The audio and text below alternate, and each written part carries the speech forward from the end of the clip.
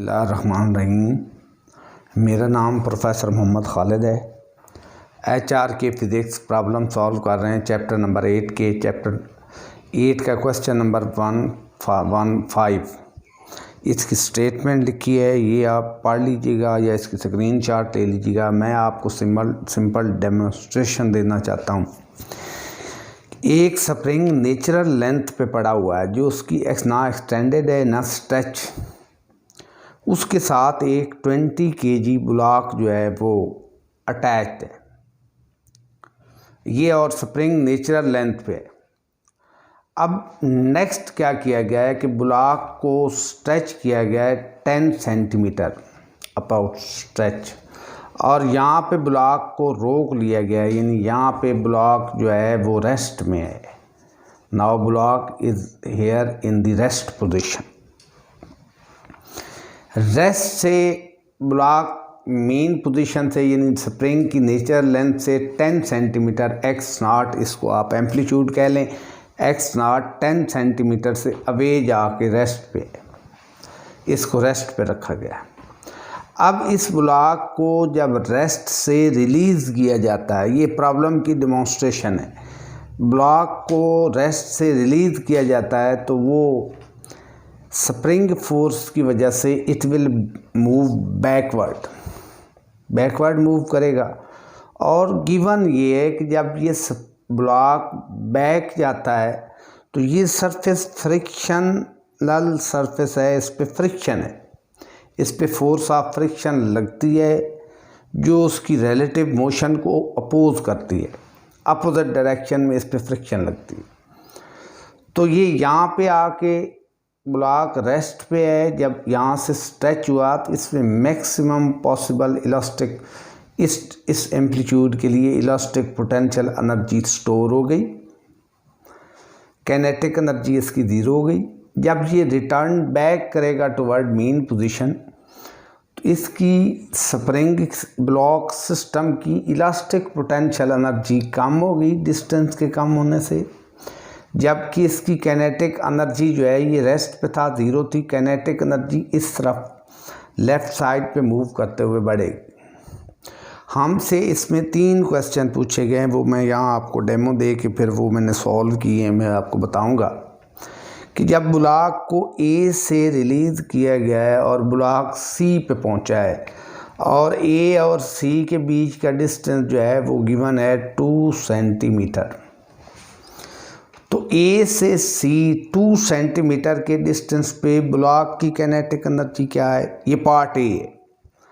Part B है कि जब ब्लॉक, और ये ब्लॉक फ्रिक्शनल सरफेस पे मूव कर रहा है और फोर्स ऑफ फ्रिक्शन की वैल्यू भी गिवन है 80 न्यूटन।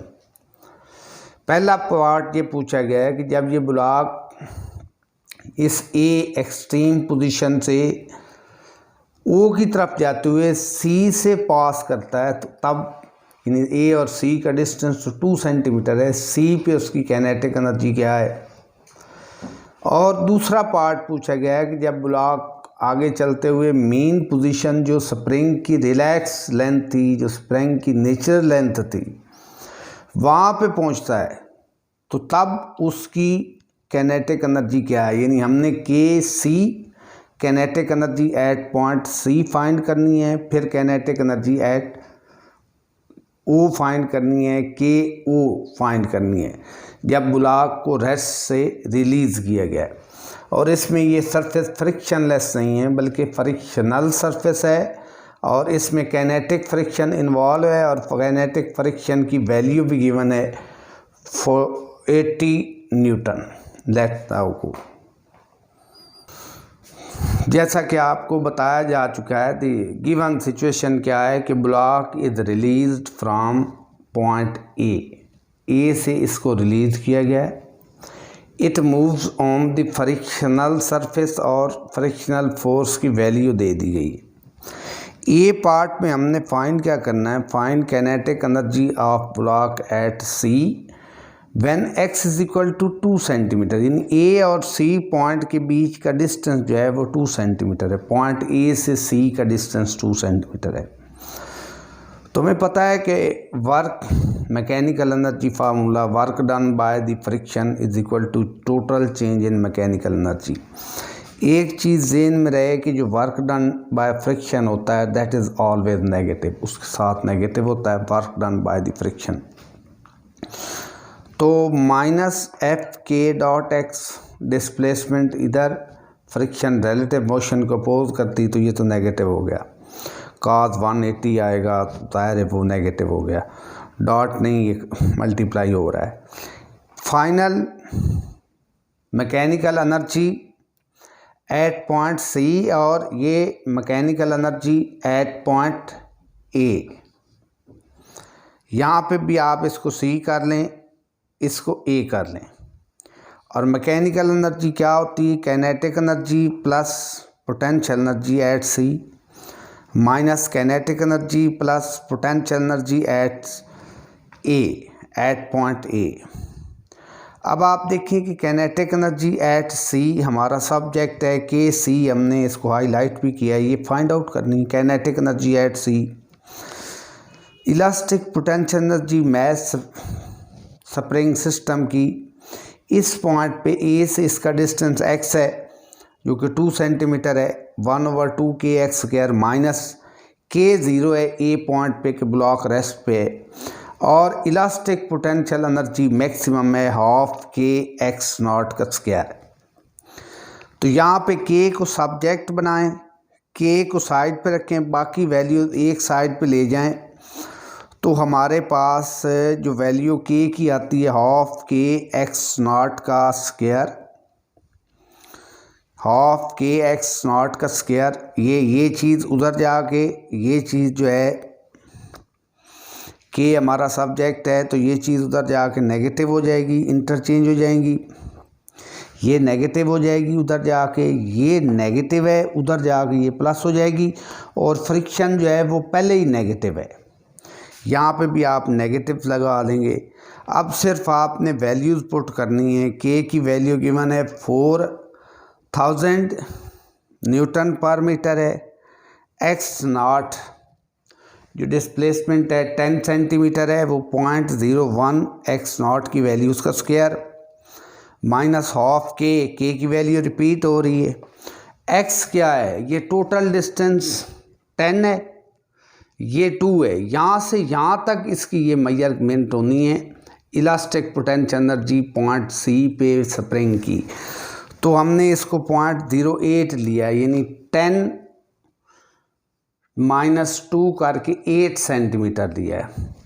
तो 8 सेंटीमीटर को जब मीटर में कन्वर्ट करेंगे तो ये हमारे पास 0.08 का स्क्वायर आ जाएगा, माइनस फ्रिक्शन 80 इंटू फ्रिक्शन कितनी डिस्टेंस के लिए लगी, वो यही एक्स है 2 सेंटीमीटर है, उसको 0.02 मीटर में कन्वर्ट करके मल्टीप्लाई करेंगे, उसको आप कैलकुलेटर से सॉल्व करेंगे सबको।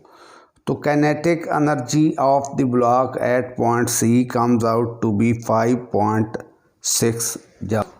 अच्छा, now we come to the part B, find kinetic energy of block at point O natural length, यानी जहाँ पे स्प्रिंग था उसकी जो नेचुरल लेंथ थी वहाँ पे ओ मेन पोजीशन पे जब स्प्रिंग है ब्लॉक है उसकी काइनेटिक एनर्जी क्या है।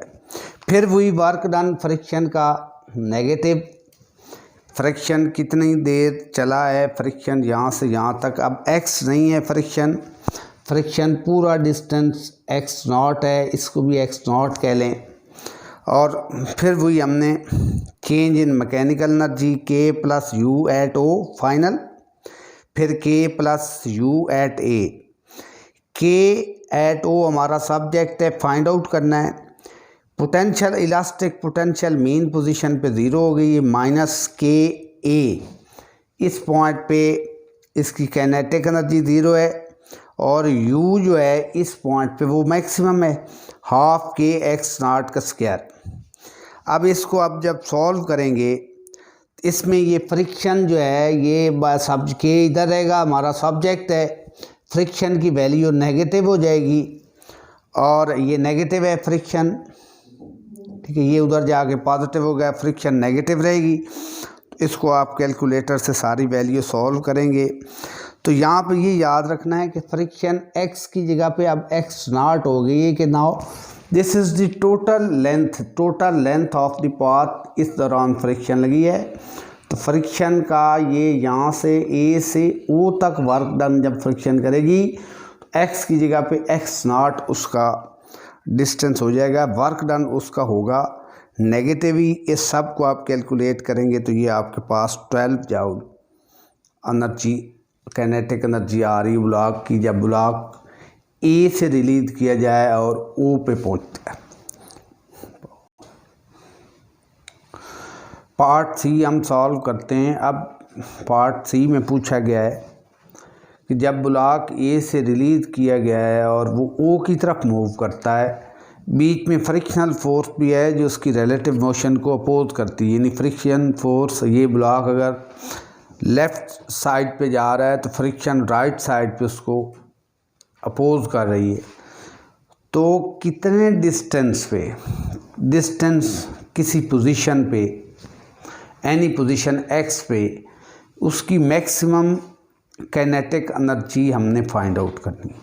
अब ना ये पॉइंट ओ है ना सी है, एनी पॉइंट डी हम ले लेते हैं और इसके लिए जनरल रिलेशन डेवलप करते हैं कि डी और ए के बीच के डिस्टेंस हम लेते हैं कि ये डिस्टेंस हमारे पास एक्स है।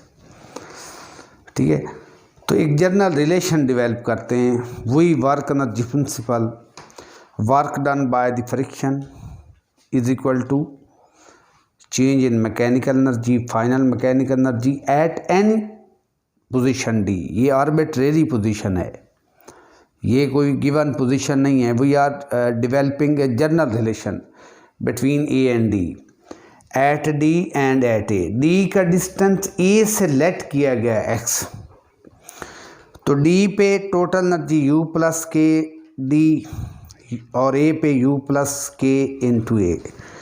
अब डी पे यू डी, ये टोटल एनर्जी इस पे इतने डिस्टेंस के लिए होगी। ये डिस्टेंस x है, ये टोटल x नॉट है, तो remaining distance x naught minus x है।